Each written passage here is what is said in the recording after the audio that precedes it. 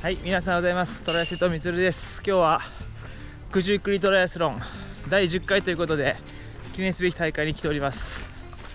僕が初めてトライアスロン出た思い出のレースなんではい、非常に今回も楽しみですね。僕は今回ショートに出るんですけども、今の全力を出してもっち負けないように頑張ります。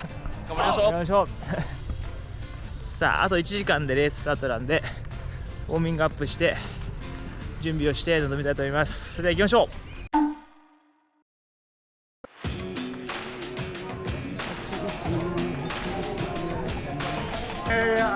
This is a special announcement for the radio distance race.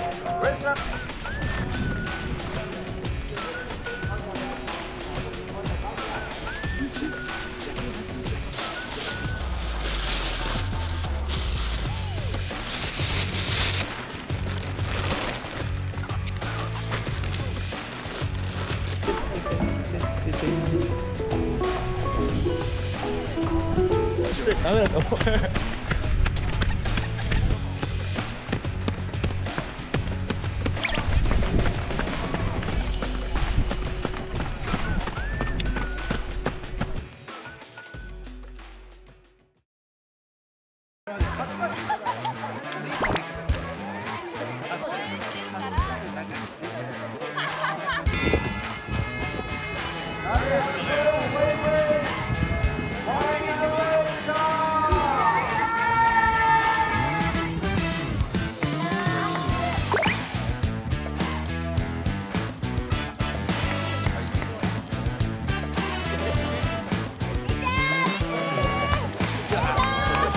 時間帯、あと残すところ30分少々で、こちらに戻ってくる可能性が高いということだけご報告しておきます。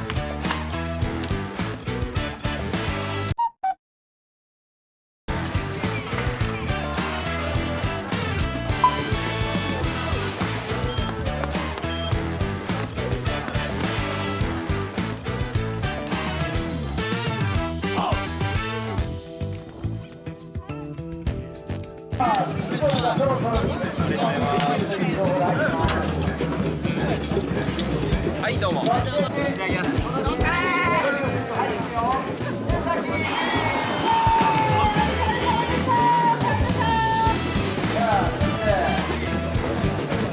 お疲れ様でした。九十九里トライアスロン無事に終わりました。タイムは2時間23分ぐらいということで、去年よりか遅いですけどね、今の全力を出せたかなというふうに思います。はい、次回のレースに向けてまた練習していこうと思います。ありがとうございました。